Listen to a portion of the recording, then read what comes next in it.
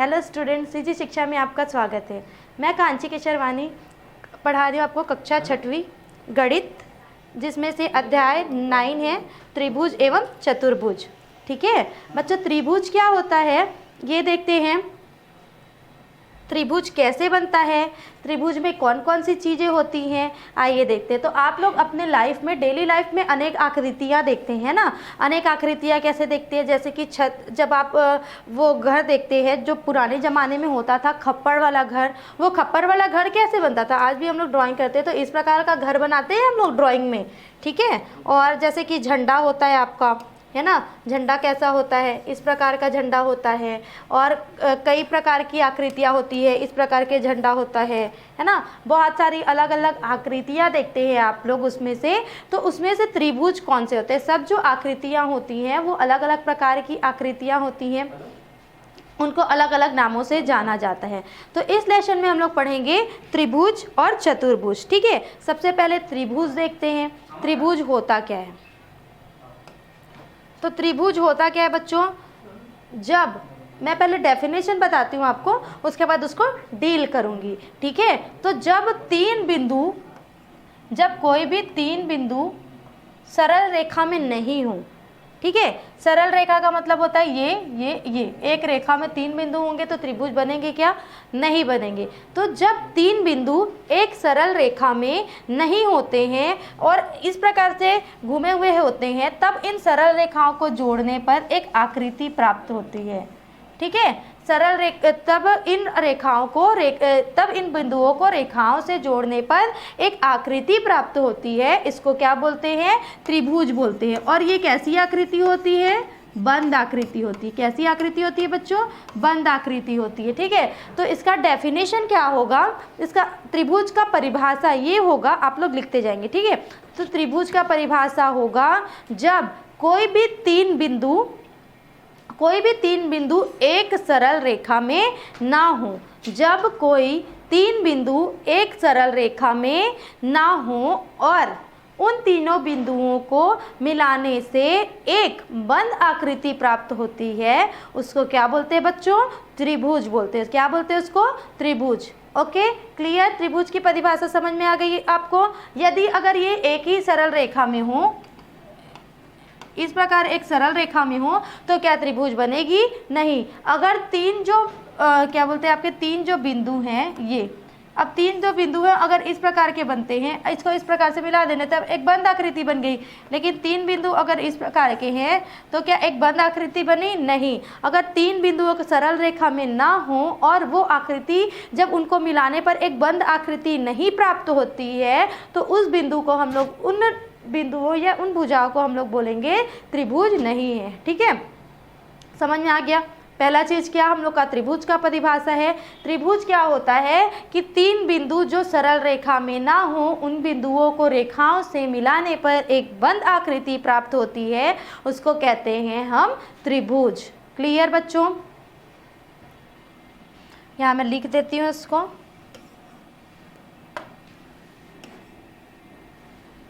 अच्छा, अब त्रिभुज हो गए। अब त्रिभुज कैसे होता है,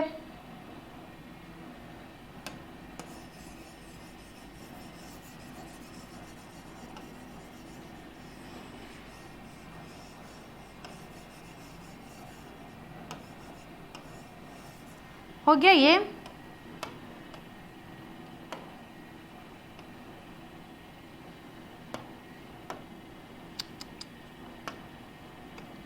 हो गया, ये हो गया और ये हो गया। क्लियर।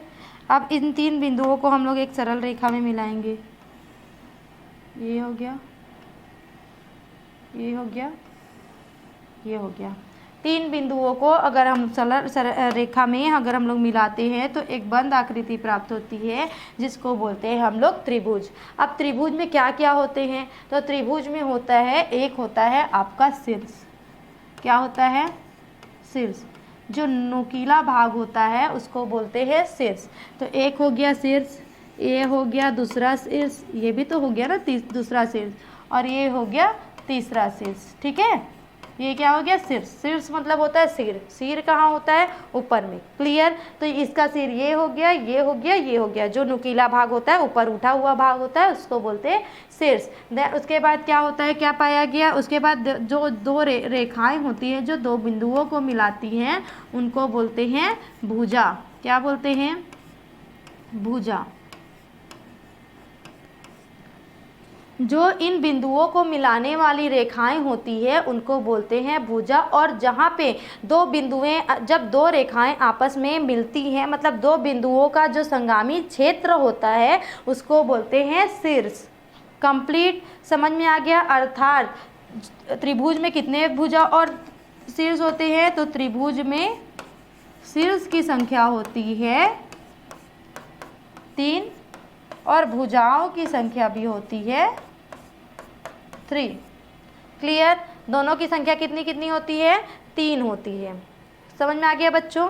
इसके बाद जो शीर्ष और भुजा होती है, इन सब का जब इन तीनों को मिलाएंगे तो तीनों भुजाओं का जो योग होता है, त्रिभुज के तीनों भुजाओं का योग क्या कहलाता है,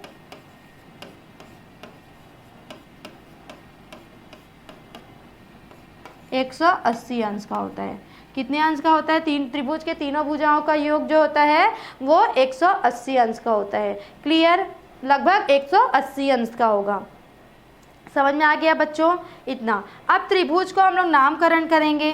तो त्रिभुज को हम लोग नामकरण कैसे करेंगे,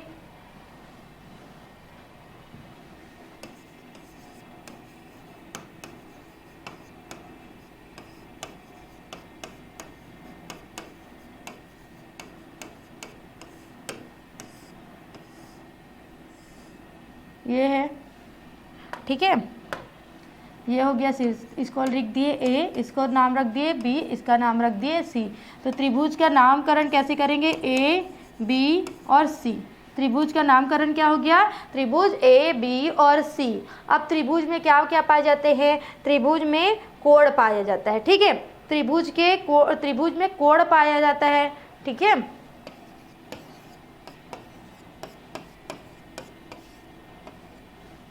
त्रिभुज में क्या पाया जाता है, कोण पाया जाता है। तो कोण लगभग जो कोण होता है त्रिभुज में कितने कोण पाए जाते हैं, कोण किसको बोलते हैं, तो जहां पर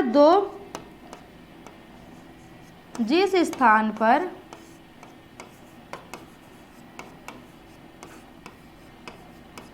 दो रेखाएं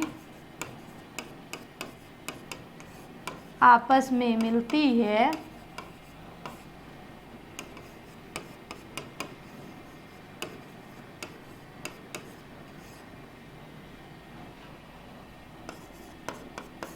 उसे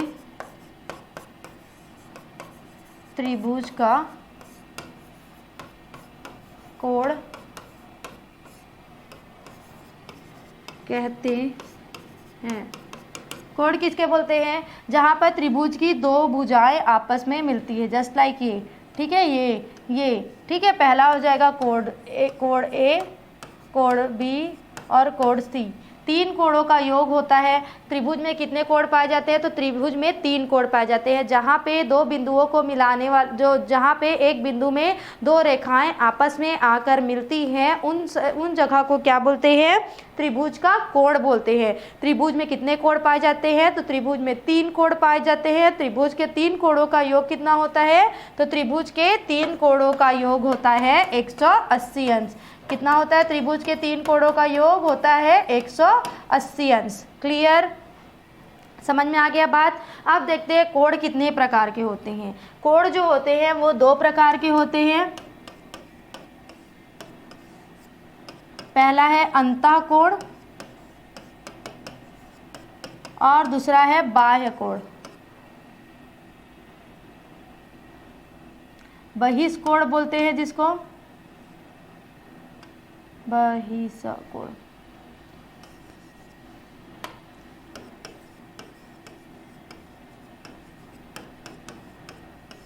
अंतःकोण और बहिष्कोण, बाह्य कोण भी जिसको बोल सकते हैं।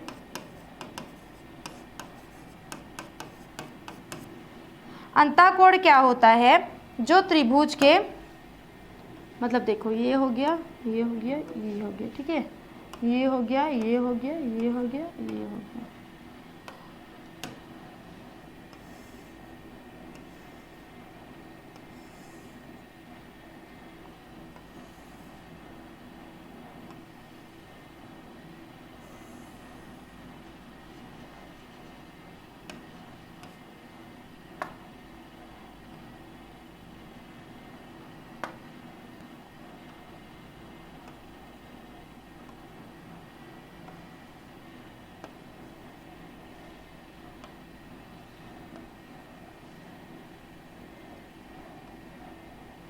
ये देखो दो प्रकार का त्रिभुज दिखाई दे रहा है, ठीक है।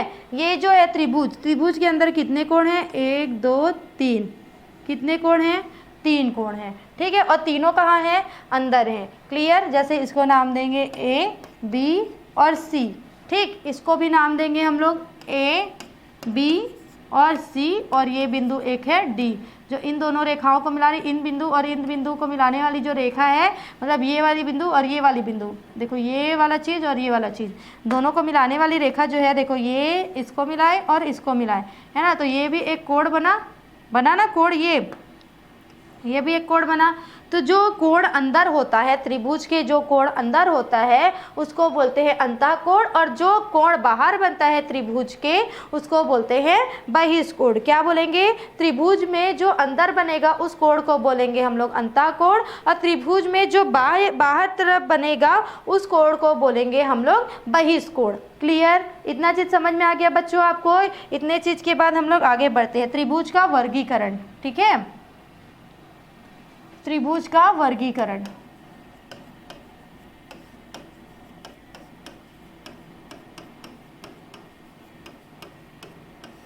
त्रिभुज का वर्गीकरण दो टाइप से कर सकते हैं हम लोग।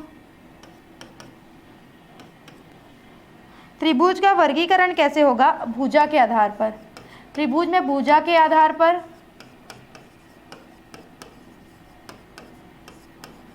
और दूसरा होगा कोणों के आधार पर।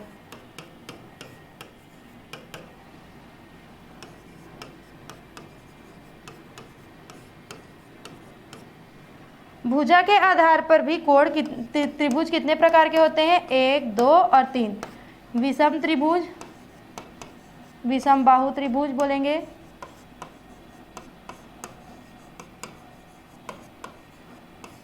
सम द्विबाहु त्रिभुज,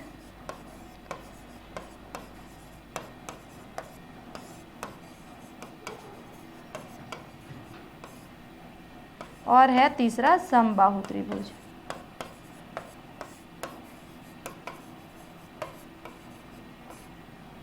अगर कोणों को देखेंगे त्रिभुज के तो कोणों के आधार पर भी त्रिभुज 3 प्रकार के होते हैं। न्यून कोण, अधिक कोण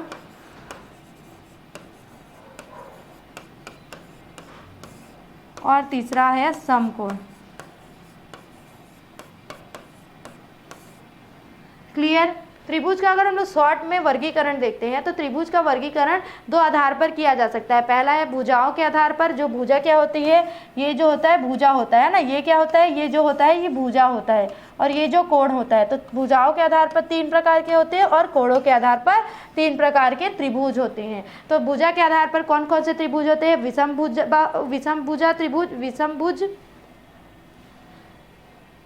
विषम बाहु त्रिभुज होगा, समबाहु त्रिभुज होगा,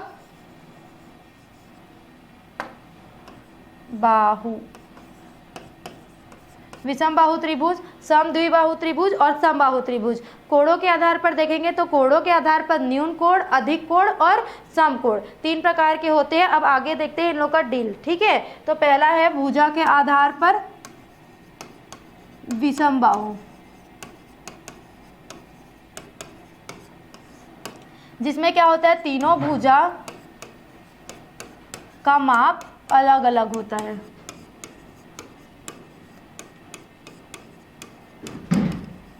क्लियर? जैसे कि त्रिभुज बनेगा तो अगर एक भुजा 5 सेंटीमीटर का है तो दूसरा भुजा, एक भुजा 5 सेंटीमीटर का, दूसरा भुजा 4 सेंटीमीटर का और तीसरा भुजा क्या है? 3 सेंटीमीटर का।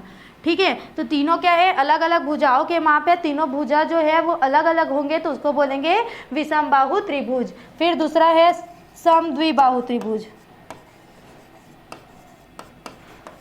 तो नाम से स्पष्ट है कि जिसमें से तीन भुजा में से दो भुजा क्या होंगे, समान होंगे, समद्विबाहु त्रिभुज कहलाएगा। जैसे कि 5 सेंटीमीटर एक भुजा, दूसरा भुजा भी होगा 5 सेंटीमीटर का और तीसरा भुजा होगा 4 सेंटीमीटर का। ठीक है, ये हो गया क्लियर। इस प्रकार का तीनों भुजा में से क्या होगा, दो भुजा समान माप के होंगे और एक भुजा जो होगा वो कम या फिर अधिक हो सकता है। फिर है समबाहु त्रिभुज। समबाहु त्रिभुज में क्या होता है कि तीनों भुजाएं जो है, तीनों भुजाओं का माप जो होगा बराबर होगा। समबाहु वो बोलेंगे जैसे कि अगर तीनों का क्या होगा 5 सेंटीमीटर, 5 सेंटीमीटर और 5 सेंटीमीटर। ठीक है, समझ में आ गया। ये भुजा के आधार पर तीन प्रकार के होते हैं, विषमबाहु त्रिभुज जिसमें तीनों भुजाओं का माप अलग होगा। फिर दूसरा है समद्विबाहु त्रिभुज जिसमें से तीन भुजा में से दो भुजाओं का माप अलग होगा और दो भुजाओं का माप सेम होगा और एक भुजा का माप अलग होगा। फिर तीसरा है समबाहु त्रिभुज जिसमें तीनों भुजाओं का मान क्या होगा, लगभग तीनों भुजाओं का मान जो होगा वो बराबर होगा। ठीक है, इसको बोलेंगे भुजा के आधार पर तीन प्रकार के होते हैं आपके त्रिभुज। फिर नेक्स्ट है कोणों के आधार पर। पहला है आपका न्यून कोण।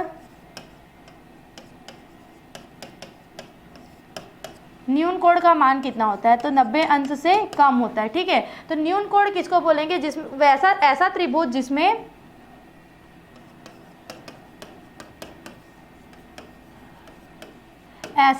जिसमें तीनों कोणों का मान 90 अंश से कम होगा।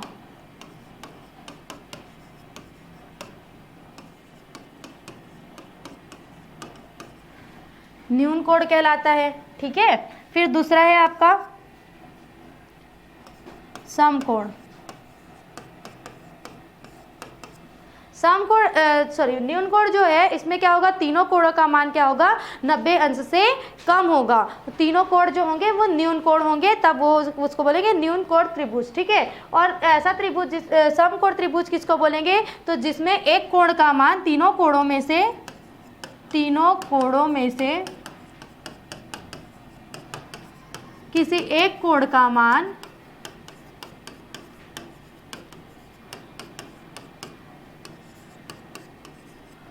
90 अंश हो या समकोण हो, समकोण त्रिभुज कहलाता है। ठीक है, फिर तीसरा है अधिक कोण त्रिभुज।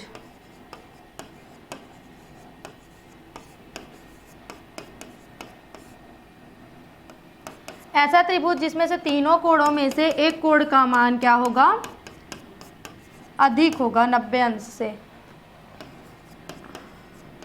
90 अंश से अधिक हो एक कोण का मान ना,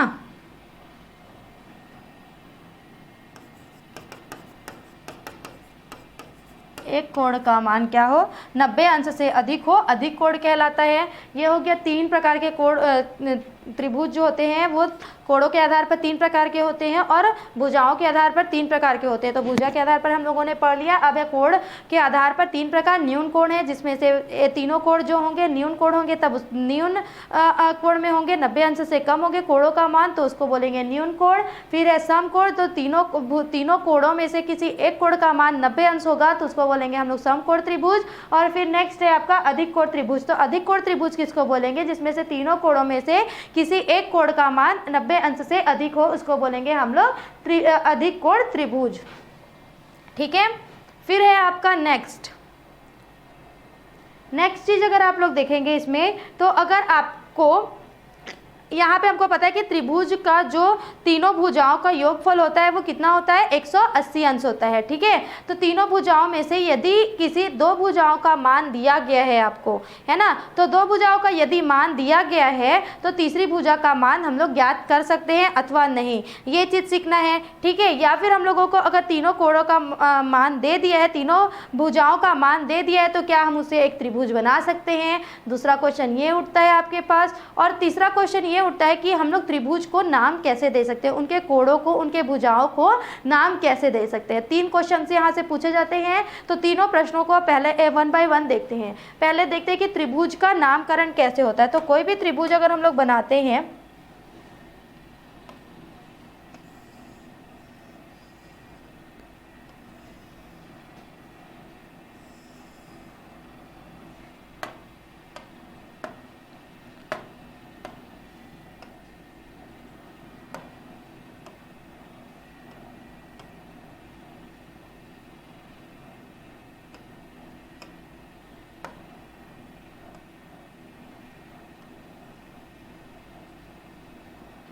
ठीक है, ये वाला बन गया। अब अगर इसको हम लोग नाम देते हैं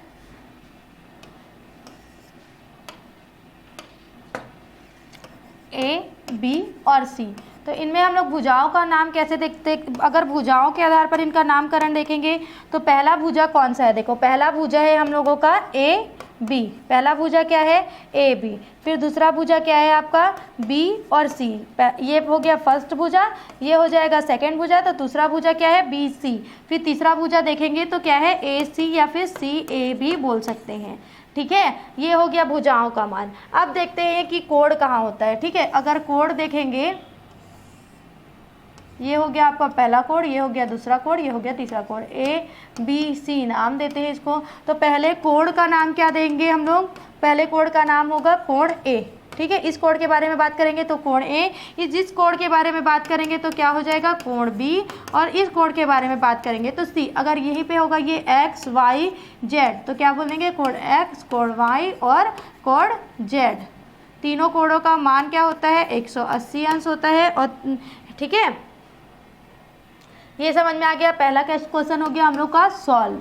ठीक, दूसरा क्वेश्चन क्या है आपका, दूसरा क्वेश्चन ये बोलता है कि अगर तीनों भुजाओं के माप आपको दिए गए हैं तो क्या आप त्रिभुज बना सकते हैं। तो मान के चलो अगर हमको कोई माप दिया है जैसे कि 4 सेंटीमीटर, 4 सेंटीमीटर और 3 सेंटीमीटर को मिलाकर क्या बनाना है, एक त्रिभुज बनाना है। तो सबसे पहले हम लोग क्या करेंगे, एक स्केल लेंगे, उसमें 4 सेंटीमीटर ऐसे स्ट्रेट रखेंगे उसमें, और सब उसको क्या करेंगे 4 सेंटीमीटर की एक लाइन खींच देंगे। ठीक है, फिर एक लाइन खींचेंगे, फिर एक क्या करेंगे, एक 4 सेंटीमीटर की लाइन खींच देंगे, एक लाइन खींच देंगे 3 सेंटीमीटर की। क्लियर, फिर क्या हो गया, एक बंद आकृति प्राप्त हो गई। और बंद आकृति प्राप्त होने के साथ साथ क्या हो गया, हम लोगों को 3 भुजा और 3 शीर्ष मिल गए। अर्थात हम लोग अगर तीनों का माप दिया होगा तो स्केल की सहायता और पेंसिल की सहायता से हम लोग त्रिभुज का निर्माण कर सकते हैं। मान के चलिए कि हम लोगों को अगर 2 भुजाओं का मान ज्ञात है या फिर 2 कोणों का मान ज्ञात है, तो हम लोगों को तीसरे कोण का मान हम लोग निकाल सकते हैं अथवा नहीं, ये क्वेश्चन आपको पूछा जा सकता है। तो मान के चलो अगर हम लोग को 2 कोणों का मान पता है, पहले कोण का मान है, कोण ए का मान दिया हुआ है आपको 90 अंश, कोण बी का मान दिया है आपको 40 अंश। तो बताइए कि कोण सी का मान क्या होगा। तो क्या आप लोग बता सकते हैं कि कोण सी का मान क्या होगा, देखते हैं कैसे बताएंगे। तो हम लोग हाँ पता लगा सकते हैं। तो कोण ए धन कोण बी धन कोण सी, 3 कोण होते हैं और तीनों का योग कितना होता है 180 अंश होता है, हम लोगों को पता है। तो यहाँ पे कोण ए का मान दिया हुआ है 90 अंश, कोण बी का मान दिया हुआ है 40 अंश, कोण सी का मान दिया है पता नहीं है। ठीक है, हम लोगों को कोण सी का मान निकालना है। अब क्या करेंगे, 90 और 40 को ऐड कर देंगे, 90 और 40 कितना हो गया 130 अंश धन कोण सी इज इक्वल टू 180 अंश। तो कोण सी इज इक्वल टू, अगर जब इसको हम लोग ट्रांसफ़र करेंगे उधर तो क्या हो जाएगा, जो धनात्मक संख्या में है वो क्या हो जाता है ऋणात्मक पूर्णांक में आ जाता है। पक्ष बदलने पर हम लोगों को ज्ञात है तो हम लोगों ने पक्ष बदल दिया। तो कोण सी इज इक्वल टू कितना आ गया 50 अंश। ठीक है, कोण सी का मान आ गया 50 अंश। अब कोण सी का मान यहाँ रख के देखो, तीनों कोणों का मान क्या आ गया 180 अंश। क्लियर, समझ में आ गया आपको कैसे निकालना है। इस प्रकार से 3 क्वेश्चंस पूछे जाते हैं। नेक्स्ट इसमें से एक और चीज़ आप ध्यान रखेंगे, नोट करके रखेंगे कि यदि जब दो कोणों का योग जब दो कोणों का योग करेंगे, जब दो भुजाओं का माप का अगर योग करेंगे तो जो तीसरी भुजा होगी उस तीसरी भुजा से उन दोनों का योग जो होगा वो अधिक होना चाहिए। यदि अगर वो कम होता है तीसरी भुजा से तो हम त्रिभुज नहीं बना सकते। क्या बोल रही हूँ मैं, एक और बार देखेंगे कि जब दो भुजाओं का योग करेंगे, दो भुजाओं के माप का योग करेंगे तो जो तीसरी भुजा होगी उन तीसरी भुजा से क्या होगा, उन दोनों का योग जो होगा वो अधिक होना चाहिए, तभी त्रिभुज आपका बन सकता है, अथवा त्रिभुज आपका नहीं बन सकता है। आई होप आपको सारे टॉपिक्स, सारे क्वेश्चन जो होंगे क्लियर होंगे। अब चलते हैं हम लोग प्रश्नावली 9.1 में जो त्रिभुज से रिलेटेड क्वेश्चन है। आइए देखते हैं कि हम उन सारे टॉपिक्स को पढ़ने के बाद इनको क्लियर कर पाते हैं अथवा नहीं कर पाते। प्रश्न 1 है, जूली ने निम्नलिखित कथन लिखे हैं। ठीक है, बहुत सारे कथन लिखे हैं जूली ने। कितने कथन लिखे हैं भाई, तो 10 कथन लिखे हैं, 10 लाइनें लिखी है। इनमें से आप सत्य और असत्य कथन को छांट कर लिखिए। सत्य और असत्य बताना है, और अगर असत्य है तो उसमें को सुधार करके भी बताना है कि वो असत्य को सत्य हम लोग कैसे कर सकते हैं, मतलब उसको उसमें सही कैसे कर सकते हैं। पहला है, किसी त्रिभुज में एक भुजा, अगर एक भुजा की बात करते हैं तो शेष दो भुजाओं के योग से छोटी नहीं हो सकती। क्या बोल रहे हैं, एक भुजा जो है वो दो भुजाओं के योग से छोटी नहीं हो सकती। तो क्या होगा, वो छोटी ही होगी तब त्रिभुज बनेगा ना, बड़ी होगी तो त्रिभुज नहीं बनेगा। अभी हम लोगों ने पढ़ा, तो पहला वाला क्वेश्चन हो जाएगा असत्य। तो इसको सुधार के हम लोग कैसे लिखेंगे, तो हम लोग लिखेंगे कि दो भुजाओं के योग का जब योग करेंगे तो जो एक भुजा है वो भुजा छोटी होनी चाहिए। फिर है, किसी त्रिभुज में 3 भुजाएं, 3 शीर्ष व 3 अंतःकोण होते हैं। तो ये होगा सत्य। हम लोगों ने अभी पढ़ा था 3 भुजाएं, 3 शीर्ष और 3 अंतःकोण होंगे तभी त्रिभुज का निर्माण संभव है। फिर है नेक्स्ट वन, इस त्रिभुज की, किसी त्रिभुज की एक भुजा जो है शेष दो भुजाओं के योग के बराबर होती है। किसी त्रिभुज की एक भुजा जो है वो शेष भुजाओं के बराबर होगी, तो नहीं, छोटी होगी तभी बनेगी। तो ये कथन क्या हो जाएगा, असत्य हो जाएगा। हम लिखेंगे कि जो एक भुजा होगी वो दो भुजाओं के योग से छोटी होनी चाहिए। फिर है चौथा, किसी त्रिभुज का एक कोण अधिक कोण होता है तो त्रिभुज को अधिक कोण त्रिभुज कहते हैं। जी हाँ, तो हम लोगों ने पढ़ा था अगर न्यून कोण होंगे तो तीनों कोण न्यून कोण होने चाहिए। अगर अधिक कोण है तो किसी भी तीनों कोणों में से एक कोण का मान अधिक कोण का होना चाहिए, अर्थात 90 अंश से अधिक का होना चाहिए। तो ये क्या हो गया आपका सत्य। फिर है, किसी त्रिभुज में दो कोण 90 अंश के हो सकते हैं क्या, नहीं। क्यों नहीं हो सकते, क्योंकि अगर 90 अंश और 90 अंश करेंगे तो कितना हो गया 180, तो दो कोणों से बनेगा क्या, तो ये क्या हो जाएगा असत्य। फिर नेक्स्ट क्वेश्चन है आपका कि न्यून कोण त्रिभुज में तीनों कोणों का मान न्यून कोण होना जरूरी नहीं है। तो नहीं, अगर तीनों कोणों का मान न्यून नहीं होता है इसलिए वो क्या हो जाएगा, असत्य हो जाएगा। ठीक है, ये क्या होगा सत्य।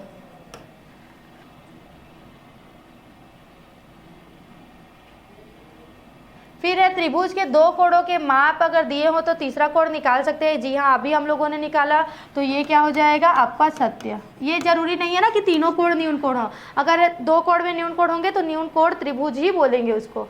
फिर 8 है, समबाहु त्रिभुज में तीनों भुजाएं बराबर होती है परंतु तीनों कोण बराबर नहीं होते। तो समबाहु त्रिभुज है तो जब तीनों कोण बराबर होगी तो तीनों भुजाएं अगर बराबर होगी तो तीनों कोण के मान भी तो बराबर ही होंगे ना, तो ये क्या हो जाएगा असत्य। समद्विबाहु त्रिभुज में बराबर भुजाओं के सामने के कोण बराबर होते हैं। जी हाँ, बराबर भुजाएं हैं तो बराबर कोण भी होंगे, ये होगा सत्य। समबाहु त्रिभुज सदैव न्यून कोण त्रिभुज होता है। तो नहीं, समबाहु त्रिभुज कैसे न्यून कोण त्रिभुज होगा, नहीं हो सकता ना, ये हो जाएगा असत्य।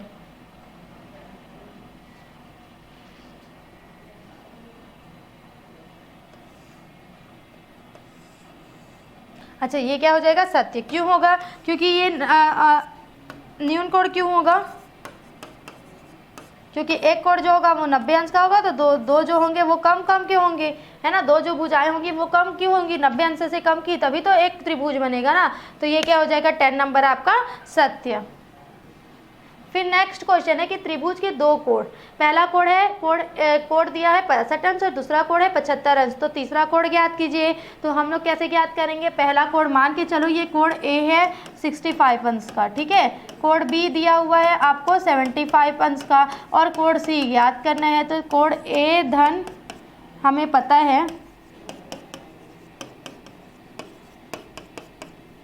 कोण बी धन कोण सी इज इक्वल टू 180 अंश। तो कोण ए है आपका 65 अंश, कोण बी है आपका 75 अंश और कोण सी है आपका नहीं पता, ठीक है। तो ये हो गया 65 और 75 कितना हो गया आपका 5 5 10 हो गया 0,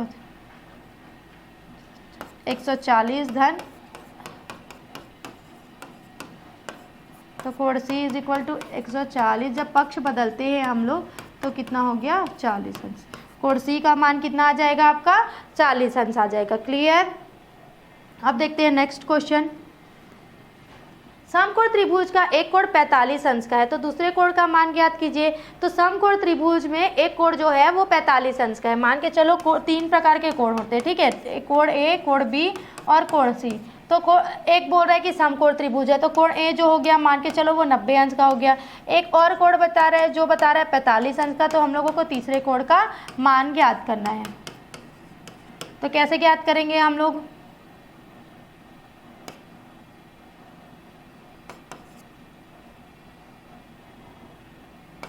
एक 135 अंश ये हो गया और 180, तो तीसरा कोण क्या हो जाएगा, कोण C इज इक्वल टू 180। जब इसका पक्ष बदलेंगे तो ये क्या हो जाएगा, ऋणात्मक में हो जाएगा, ठीक है। तो कोण C इज इक्वल टू 45 अंश। जब 180 में 135 घटाएंगे तो कितना बचेगा आपके पास 45 अंश। तो कोण C का मान क्या हो जाएगा 45 अंश हो जाएगा बच्चों।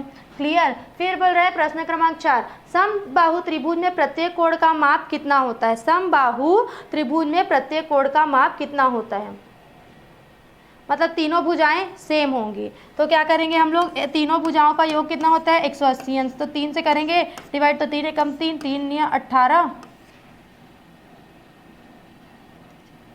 सॉरी 3 छक्के 18 हो जाएगा। ये कितना हो जाएगा, 3 का अगर भाग करेंगे मतलब 3 से 180 को भाग करेंगे तो कितना हो जाएगा 3 छक्के 18,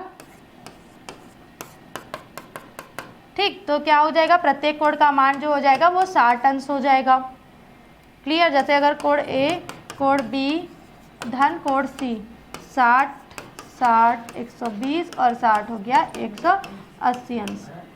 नेक्स्ट देखते हैं हम लोग, यदि किसी त्रिभुज के एक कोण का मान अन्य दो कोण के बराबर है तो क्या वह त्रिभुज समकोण त्रिभुज होगा। यदि किसी भी त्रिभुज के एक कोण का माप है वो अन्य दो कोणों के योग के बराबर है तो वो क्या, देखो तो एक कोण का माप अगर मान के चलते हैं हम लोग 90 अंश का है, बोले समकोण में एक 90 अंश का होगा, और जो दो कोण होंगे अगर वो 45 अंश के होते हैं और दोनों कोणों को अगर जोड़ते हैं तो ये अगर ये दोनों हो जाएगा तो क्या होगा, तो त्रिभुज समकोण त्रिभुज होगा। तो हाँ ये समकोण त्रिभुज होगा। क्लियर। फिर है नेक्स्ट प्रश्न क्रमांक 6, क्या निम्नलिखित स्थितियों में त्रिभुज की रचना की जा सकती है। अगर हाँ उत्तर हाँ है तो हाँ लिखिए और नहीं है तो नहीं में उत्तर दीजिए। यदि दो कोण समकोण हो तो त्रिभुज की रचना की जा सकती है क्या, तो नहीं। अगर दो कोण समकोण हो तो नहीं की जा सकती। 90 अंश के दो कोण बना देंगे तो त्रिभुज तीसरा कोण कहाँ गया। यदि दो कोण अधिक कोण हो तो मान के चलो 70 अंश 70 सॉरी अगर दो कोण अधिक कोण हो बोल रहा है, मान के चलो 85 अंश के बनते हैं तो नहीं बन सकता। ये भी हो जाएगा आपका नहीं। ठीक है। तीनों कोणों का अंश अगर 60 अंश के बराबर हो तो हाँ बन सकता है। 60 60 120 और 180 तीनों कोणों का अगर 60 हो तो सभी कोण 60 अंश से अधिक हो तो नहीं बन सकता भाई। तीनों कोण न्यून कोण हो तो बन सकता है। सभी कोण 60 अंश से कम हो तो नहीं बन सकता।